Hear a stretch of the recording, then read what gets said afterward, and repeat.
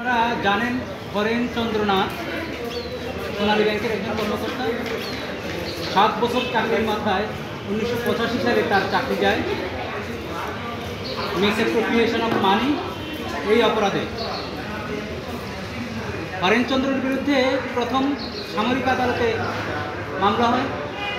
সেই আদালতে summary trial, যেটাকে আমরা ট্রায়াল বলি না, ট্রায়ালে তার 5 বছর সাজা হয়। এই সাজাকালীন সময়ে তার বিরুদ্ধে একটি মামলা হয়, পুলিশ মামলা করে ক্রিমিনাল অ্যামেন্ডমেন্ট অ্যাক্টের আন্ডারে। সেই মামলাটি তিনি জেলখানায় থেকে জবাব দিয়ে সেই মামলাটি থেকে তিনি নিষ্কৃতি পান, সেই মামলা খারিজ হয়। এরপর সোনালী ব্যাংক ওনার বিরুদ্ধে মানি স্যুট করে উনি জেলে থাকা অবস্থায়। সেই মানি স্যুট একতরফাভাবে রায় হয়ে ওনাকে দোষী সাব্যস্ত করে। উনি জয়েন্ট ডিস্ট্রিক্ট জাজের আদালতে কেস করে উনি প্রতিকার চান। জয়েন্ট ডিস্ট্রিক্ট জাজ আদালত উনি সহ আরও 2 জনকে খালাস দেন তাদের বিরুদ্ধে কোনো অভিযোগ না পাওয়ার কারণে। এরপর সোনালী ব্যাংক তার পিছু লেগেছিল, হাইকোর্টে এসে রিভিশন ফাইল করে। অনেক বছর মামলা ওখানে পেন্ডিং থাকা থেকে পরবর্তীতে ওটা দীর্ঘ শুনানির পর দীর্ঘ রায়ের মাধ্যমে হাইকোর্টে ওনাকে খালাস দেন। এরপরও সোনালী ব্যাংক ওনাকে নিষ্কৃতি দেয়নি। মাত্র 16 লাখ টাকা 9 জনকে অ্যাকিউজ করে এই মামলা চলতেই থাকে। মামলাটি হাইকোর্টের পরে আবার সোনালী ব্যাংক অ্যাপিলেট আদালতে আবার অ্যাপিল করে। শুধু অ্যাপিলই করেনি, অ্যাপিল করে এই মামলা তদবিরবিহীন রেখে দেয়। ইন দ্য মিন টাইম 2012 সালে হরেন চন্দ্রনাথ তার যাবতীয় পাওনা চেয়ে রিট করেন। সোনালী ব্যাংক অ্যাপিলেট ডিভিশনের মামলা দেখিয়ে ওই রিটটি স্থগিত করে রাখে।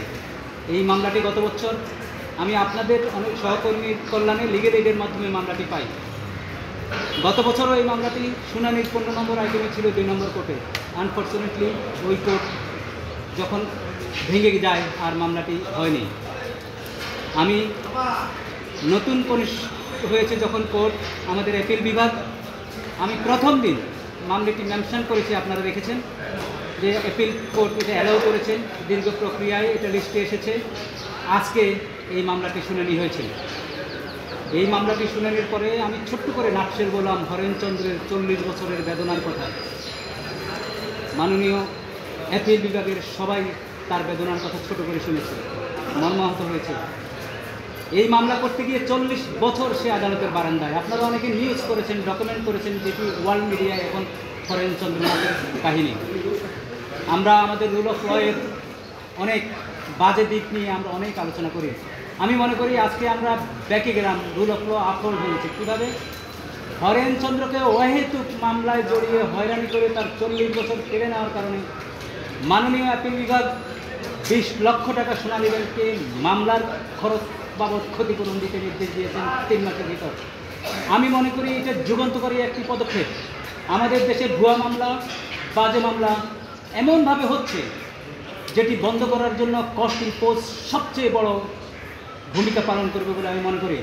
এবং সোনালী ব্যাংকের উপর যে 20 লক্ষ টাকা কস্ট আজকে দেওয়া হয়েছে 3 মাসের মধ্যে হরেন চন্দ্র পাবে, এতে করে অন্যান্য প্রতিষ্ঠানগুলো ভুয়া মামলা করার ক্ষেত্রে বিরত থাকবে বলে আমি আশা করি।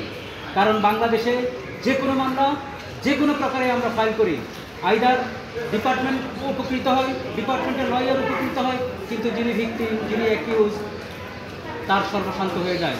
তো সুতরাং আজকে যেটি আমি সবচেয়ে বড় গুরুত্বপূর্ণ মনে করছি, হরেন্দ্র চন্দ্রনাথের 40 বছরের যন্ত্রণার অবসান। হরেন চন্দ্রনাথকে অহেতুক হয়রানি করার কারণে সোনালী ব্যাংকের উপর যে 20 লক্ষ টাকা কস্ট, এটি যুগান্তকারী একটি রায়। আমাদের রুল অফ ল। এটা কি হেড অফিসকে বলছে না কোনো শাখাকে বলছে?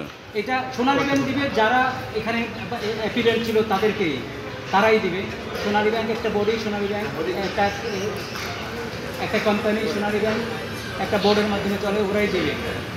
এর পরবর্তীতে আমি আপনাদেরকে আপনাদের মাধ্যমে শুধু জানাতে চাই একটি জিনিস, আমরা জুলাই বিপ্লবের পরে আমরা সব কিছু নতুন করে শুরু করতে চাই।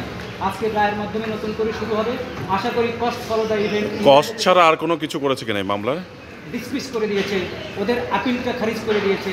আমি যেটি বলতে চাই, উন্নত দেশে ইংল্যান্ড সহ কস্ট ফলো দ্য ইভেন্ট বলে।